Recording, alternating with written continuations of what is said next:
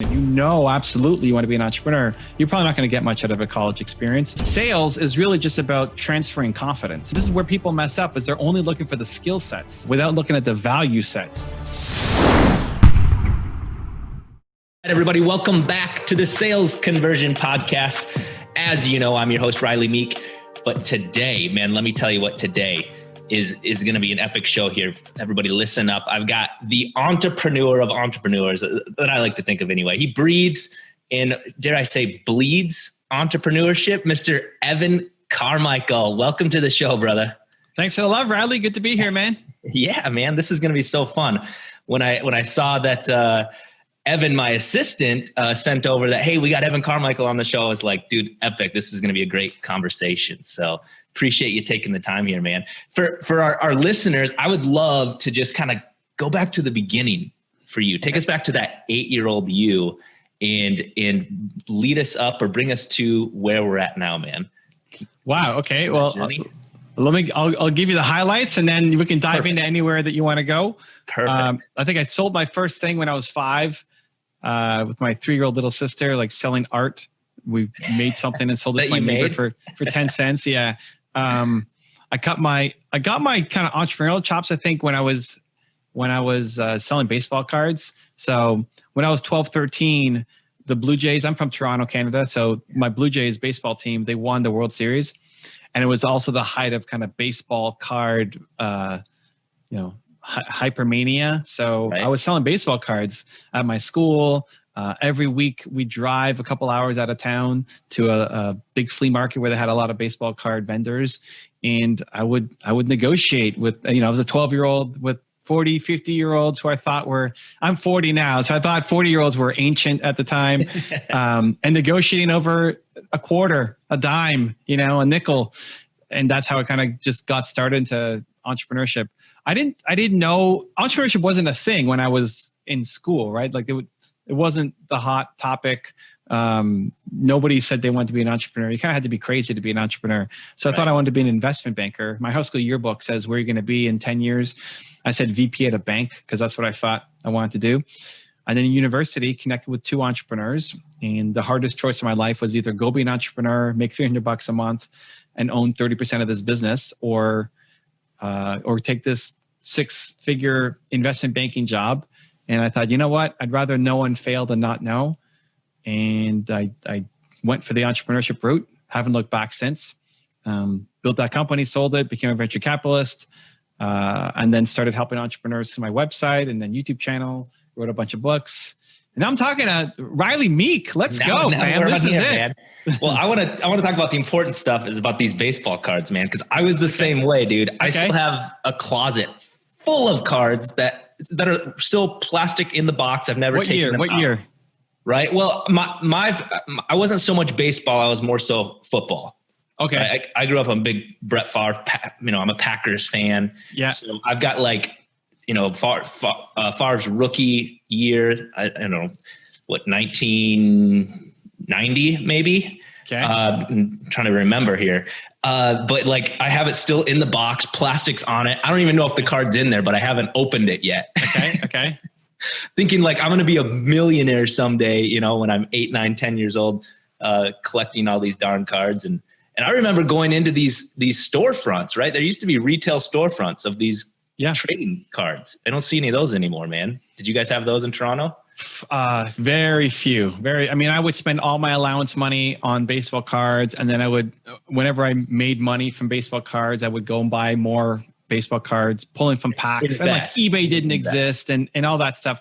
We got the Beckett magazine where once a month, that's how you knew how much a card was worth, is there's this magazine called Beckett did you get the football Beckett's? Yep, absolutely did. So every month my grandparents bought it for me as my birthday present, the monthly subscription to Beckett. And it would give you this list of how much your cards are worth. So I'm like, ooh, how much is my card worth now? And it's going up. Yeah, it went down. It's just so you can kind of price it out. Those are good times. I remember one time we went to an estate auction, and my parents like collecting antiques and stuff. So I was bored out of my face at this antique estate auction. But then they had this Ozzie Smith rookie card And Ozzie Smith, Hall of Fame shortstop, St. Louis Cardinals. Yep. And like, ooh, in my head, like that's at least like a $50 card. And they're opening the bid at like $2 or something. And it's a room full of antique collectors, right? They don't know anything about baseball cards. Like, Dad, you got to bid on that card. You got to get me that card. So he's like, $2. And I think we got it for like $7 or something. But yeah, I was so jazzed to like walk away with this steal of a card. I still have it somewhere here. Unfortunately, in 92, 93, when I was hardcore into it, most of the cards produced in that era were junk. Like they're not worth much. They were oversupplied. Right. But yeah, the Brett Favre rookie, I'm sure that's got some good value. I don't know football much, but he's a legend. You get the rookie card. I'm sure it's worth something. Yeah, I'm sure I've got a bunch of them. So I've collected all of them, man. And I'd have to blow the dust off them now. That's great. So tell me, when you were fast forward, the 8, 9, 10-year-old you, and then through high school, I was kind of the same way. And like, I just assumed I was going to kind of go to college and kind of go down that path.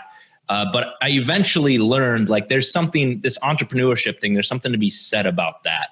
And take me through that kind of that aha moment when you had that realization of going the route of entrepreneurship versus the, maybe we'll call it the traditional path that a lot of people take.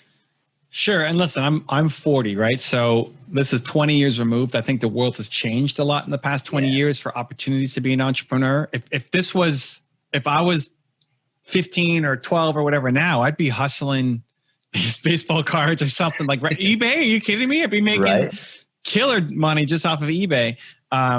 So I took the traditional route. I went and I got a university education. I connected with my business partners in my company in university, but I wasn't making money at the beginning, right? I mean, we sucked, we struggled, $300 a month. Like I'm broke, I'm dead broke. But I don't regret having gone to university. I always saw it as a backup plan. So, and I think it still could be a good backup plan. As much as people like to kind of crap all over universities, I think if you want to be a doctor or a lawyer or something that requires you have no choice. Absolutely. You can't become a surgeon entrepreneur. Right. I mean, like you have to go to school and get the official degrees if you're going to be a surgeon, if that's your ambition. But if you want to be an entrepreneur, I don't think you're going to learn very much in university. Right. You'll learn. I mean, I remember being in a 4th year class at University of Toronto, which is the best university in the country, one of the best still in North America. And I was already doing more than my professor, because nobody who's actually a great entrepreneur goes and teaches entrepreneurship at a school typically. Right. So it was super basic, and you're just not going to learn much compared to actually getting off and starting your own business. But if you don't know, like for me, I didn't know. I wasn't set on being the banker necessarily. But I also didn't know that I wanted to be an entrepreneur as well too. So I saw it as a good backup plan, because trying to get a job with a high school diploma is going to be a lot harder than with the university degree. So sure. I thought it was a great backup plan. So for people listening, watching, if you know absolutely you want to be an entrepreneur, you're probably not going to get much out of a college experience apart from connections and some fun. Right. That's a 4-year investment. Like you could do a lot with those 4 years. But if you need a backup plan, that could be a smart move. Yeah, absolutely. So that was my plan was to go to school. I got a 2-year degree in exercise science, which is pretty much useless. But through that process, while I was going through my quote unquote backup plan, we'll call it, I had this realization that this wasn't for me. It was like I started making money in that entrepreneurship world. And I think the biggest thing for me at that time was that realization that traditional schooling wasn't going to help me really through that. I needed to find somebody to help and coach me kind of through this. And I really had to seek out different mentors and find the people that had or were practicing what I wanted. So then I could ultimately model that type of success. So talk to me a little bit about that and really what your opinion is, or the importance or unimportance of finding that as maybe a young entrepreneur right now. If they know they're not going to school, they're going to seek out entrepreneurship, what maybe advice would you provide them? So it starts with hacking your learning style. Because learning, if you're going to be an entrepreneur, learning is definitely going to be a huge part of you getting to where you want to be. Entrepreneurship, I think, is the greatest personal development journey you can ever go on. But how do you learn? So you might suck at school, but it may just be because the learning style that they're trying to teach you in doesn't jam with you super well. Right. So for example, audio is the worst for me. The fact that I can see you makes it so much easier for me. If school was only taught in audio, I would really struggle. I'd have to really focus and just close my eyes and really focus on what was happening, because it's the hardest way for me to learn. So as a result, I don't listen to a single podcast. I'm on a whole bunch of them, but I listen to zero. I don't listen to any audiobooks, right? It's not my learning style. So you might feel like if audio was the only way to learn, I'd feel like the world's biggest idiot. Sure. I love video. It's why I started YouTube. Because I love seeing things. I love the video version of things. I can pick it up so much faster. So same thing. If you learn best from books or from experiences of going to events or from mentorship or from audio or from videos, like figure out how you learn. And the good news is, not right now in a 2020 environment, there's something for you in all of those platforms. If you want to learn how to sell, you could do it from books. You could do it from videos. You could do it from podcasts. There's something that there for you. Next, in terms of mentorship, a lot of people default to thinking I need to have somebody right there in front of me to teach me and guide me. And that's definitely part of mentorship. But I think you can also learn a lot through what I call aspirational mentors.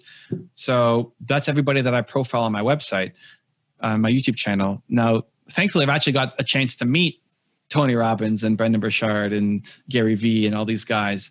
But at the beginning, I didn't. I was just learning from them through their content.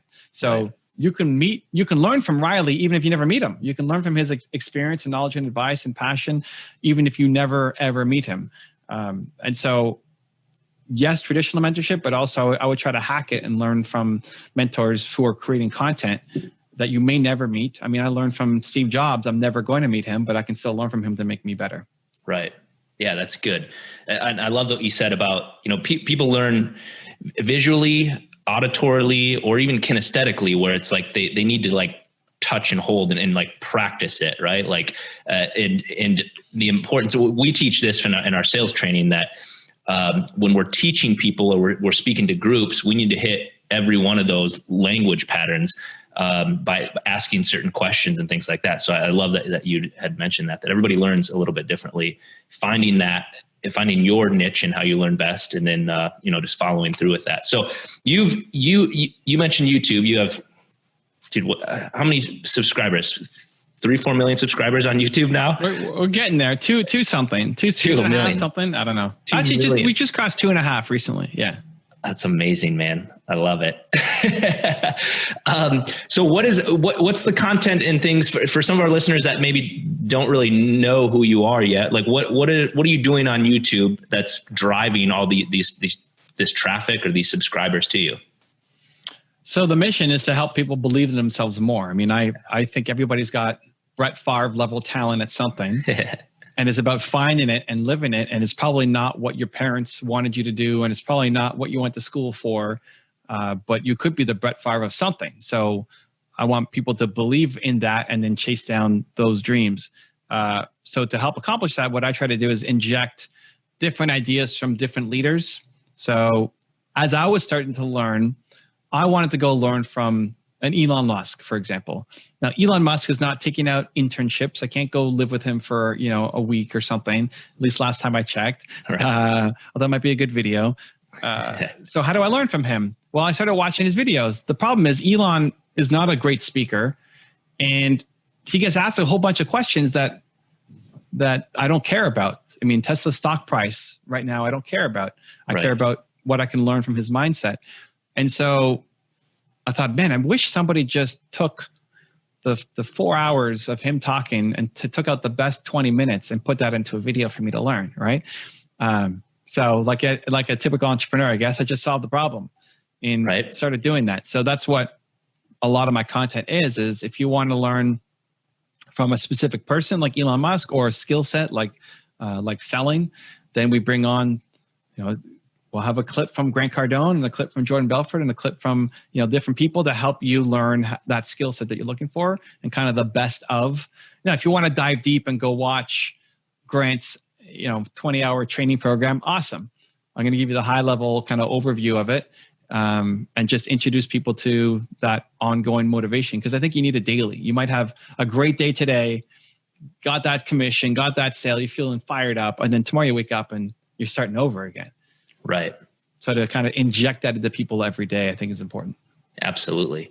Absolutely. Yeah. Take me through that. So mindset's such a huge thing for entrepreneurs, and take me through that process, I guess, that maybe helps you get into the right mindset, or even when you were early, starting out, having that. As entrepreneurs, we deal with a lot of negativity, right? Or just, I don't even like to say failures, but it's just like we deal with, issues that come up just on a daily basis, right? And having that positive mindset. I remember when I started out in sales, one of my first jobs, my manager sat me down and said, dude, 85% of this job is negative, but all you got to do is focus on the 15% and you're going to make six figures. And that forever changed my mindset going into that job. I knew I only needed to focus on the 15 presentations that month, and I was going to be successful. And that's what I did and what I focused on. So talk to us a little bit about that, if you could, on having that mindset of that entrepreneur. I think a lot of people look at successful people and say that person's different than I am. Well, it's easy for Grant to do that, or Brett to do that, or Tony Robbins to do that, or whoever. They're not that different. Nobody wakes up, like, so we're recording this on a Thursday. Nobody wakes up on a Thursday and says, Thursday, I'm going to go crush my car, right? Like, that's not the first thing that comes in your mind when you wake up. Not for me, not for Riley, not for Brett Favre, not for Grant Cardone, nobody, right? So you're not that different. Like, people listening, watching, you're not that different. The difference is successful people demand excellence from themselves. They demand that they show up every day. And so that starts with the morning routine. And people might say, yeah, morning routine, I got that. The difference between a good morning routine and a mediocre one is the feeling that you get at the end of it. You have to feel bold, unstoppable, powerful by the end of your morning routine. If you don't get the feeling, you didn't do it right, or you need to inject something new into it. Too many people are just checking the boxes. Okay, yep, okay, worked out, yep, got it. Okay, watch the video, great. Okay, did great. But if you don't feel amazing, you don't feel bold, ready to take on the day, your morning routine is broken. You have to go back and do it again. And it might be because you were watching that video while you're also making breakfast and taking the dog out for a walk or something, and you weren't actually focused. You didn't have the intention. So you have to feel bold, powerful, confident outside as soon as you finish your morning routine. That's one thing a lot of people mess up. Second, get into your environment, right? So before we went live, we commented on your environment. You got the quotes on the wall, and your wife helped you hang it up, and great. And I have my environment that's set up for me to come in and have success. Even now, if we're in the middle of COVID, maybe you've shifted to an at-home, sales position where you're used to going in and having that office, taking pride in your office, taking pride in what you wear. If you wore a suit, you still wear a suit because you're a professional when you go and you make your calls. You don't make a call sitting on your bed with, dirty underwear hanging from the banister or something, right? Right. It makes a big difference on your mental. Absolutely. So how you show up, because sales is really just about transferring confidence. If you're confident this is going to work for them, for your customer, and they believe in your confidence, right? You're more confident that it's going to work for them than they are confident that it's not going to work for them. Once they get to that point, they're going to buy your thing. So you have to have the confidence that it's going to work for them. That's really hard to do when you're sitting there in your undershirt, like a slob, right? Without having done your morning routine. So I think a lot of people now are falling off their practice, falling off their structure because they're used to going into a job and now they're transitioning and doing it from home. But super important. Like, before you ever pick up the phone and start talking to somebody to make a sale, you gotta do a check to say how bold am I feeling right now that I'm gonna give this person what they need to go and solve the problem, and I also get my commission in the process. Right. Yeah, that's always nice too. But dude, yeah, I couldn't agree more. I think what you said, just attaching emotion to that, to whatever accomplishment, or checking that box, like you said, attaching an emotion to that allows you to take ownership. But dude, early on in my sales career, we'll call it, we would travel a lot, and I would stay in these hotel rooms. And it was like, when I was first starting out, I would stay in the cheapest, crappiest little hotel you could find. But as I, excelled through my position and made more money, I quickly realized that my mindset was completely different when I stayed at the Super 8 versus when I stayed at, the Marriott. Right. And it's like, no matter what, I vowed I was never going to stay in those crummy little hotels anymore, just because my sales were affected by it. The confidence that came through was absolutely affected by the environment that I put myself in. So that's great, man. Talk to me about your book. So it's Built to Serve, right? You've got your who, your why, you got it right there. Built to serve, your who, your why, and your how. Yeah. Right. Talk to us a little bit about that, man. What was the passion behind this book? I was on tour last year. We did 90 days, 23 cities across America. And I kept getting asked the same question about how do I find my purpose? How do I find my passion? How do I know what I'm supposed to do? I said, that's easy. You don't need to go spend 10 years on top of a mountain or, to figure out what your purpose is. Your purpose comes from figuring out your who, your why, and your how. So I said, okay, well, what is that? And so I walk people through it. So your who is your single most important core value. So mine is belief. So even a role play like Riley, if you had to pick one important core value for you that's more important than the others, what would you come up with? Family. Family. Great. So now you know that for you to win, you have to be around people who also believe in the power of family. You're going to treat your people like family. If you're going to go work for Riley, it's not just about, did you hit your numbers this week? Like he's going to care about you growing, learning, improving, and being part of the Riley family. It's good. When he goes and hires somebody for a video editing job, as Riley starts blowing up on YouTube, you want a video editor who also believes in family, who's not just doing, this is where people mess up, is they're only looking for the skill sets. Can you edit this video without looking at the value sets? Do we align on values, right? So if you get the guy who has the skill set, but also believes in family, you got his heart and soul, not just his brain. And most people just don't even have that awareness. Most people have never been asked that question. Right. So that's the starting point. So family is super important to you. Amazing. Now that can apply to anything. So that's the who. It's who, why, how. Why then is your purpose, and your purpose comes from your pain. So whatever you struggled with the most as a human is the thing you want to help other people through. So, think about the most emotional, painful moment in your life, not physical pain like I broke my arm or something, but when you felt the lowest as a human, that's what you want to help other people through. Recognizing that there's lots of people who currently are who you used to be, and they don't know how to get out. You represent hope. Like the fact that you got out of where you were is an impossibility. You shouldn't have done that, but you did. And then the how becomes, well, you could teach people. So however you got out of it, you might have tried a million things and only 3 of them worked. That's not just some fluke that happened for you. You can now teach that, which is why you do training for your team. You're teaching them what worked for you. And you were blessed enough to have a mentor who taught you, hey, 85% versus 15%. And that stuck with you. And guess what? You teach that to other people. It's not just some fluke that happened for you. Right. Right. So walking through that process of who, why, how helps you figure out your purpose, gives you the motivation, energy to keep going, but also recognizing that ultimately you want to serve, and you won't be happy unless you're serving, because getting the commission check is nice, but it's not enough. You have to feel like you're helping your customers. You have to feel like the work you're doing with your team matters. Like helping somebody grow on your team, that you see a younger version of you face the same issues, and then you see their eyes open up. It's like, oh my God, I didn't even see that was possible for me, is the thing that fills you up for life. And making money in the process. Like people have a weird view on making money. A lot of people think making money is everything. It's not. And other people think making money is the root of all, evil, right? Yep. And it's not evil either. You have to make money. If you're in sales, if you're in entrepreneurship and you're not making money, you're not going to be in sales or entrepreneurship for very long. But it's just not number one. There's got to be something above making money, but money has to be in your top 5. Otherwise, you're not making any. Absolutely. Yeah. I always say, money's not everything unless you don't have enough of it. And then it quickly becomes everything in your life. Right. And that's why it's usually oftentimes fleeting. But once you've obtained it, or you've got it, it becomes about much more than that. And that's, the purpose. But even there, right? Like having something above it, like where it shifts, I think it's got to be your top 5. I don't think it ever becomes number 1. Like, I don't think it ever replaces family for you. Sure. Like, you're not going to sell your daughter to make money. Right.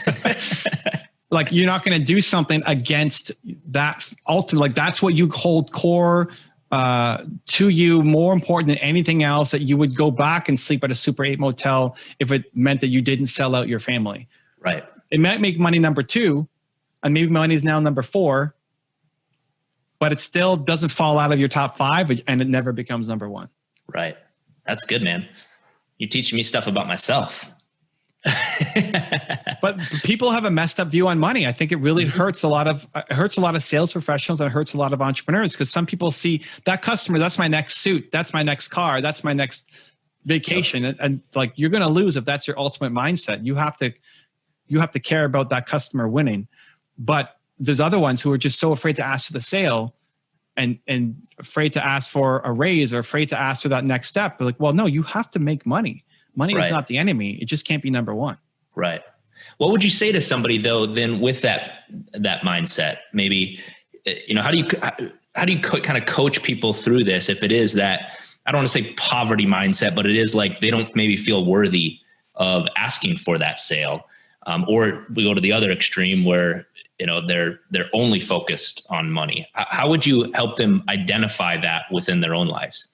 So if they're only focused on money, that's usually the easy one, because then you ask them, well, what are you standing for? What are your core values? And somebody says family. It's like, okay, would you sell your daughter for money? Like, no. Like, even if you were back against the wall, no. Because now I value that more than anything else. Yep. And so that can put things into perspective, that yes, I would be willing to go back and sleep at a Super 8 motel if it meant that not selling out my family, right? Right. That usually is pretty easy. The other way of they don't feel good enough, a lot of people feel like it's wrong, and they feel, yes, not good enough. You have to they feel like they're actually doing they feel like they're doing service by underpricing, like, oh, I'm helping them out. Well, like, you can only do so much for your mission if you're working on it part-time or evenings or weekends, or you're a solo person. If you make money and you can hire a team, and now you've got 100 people working for you, imagine the good that you can do. Mm-hmm. They're thinking they're being a good person, being altruistic by not asking for money. Like, no, you're actually being selfish, not asking for more money, because you have great potential inside you to go impact the world in a huge way, and you're keeping yourself small. I want you to have a team of 100 people all out there hitting that mission down that you want to accomplish. And you need money to do it. Yep, absolutely. I love it. That's great stuff. Evan, I appreciate you, man. This has been great stuff. Have a good day, man. Much love.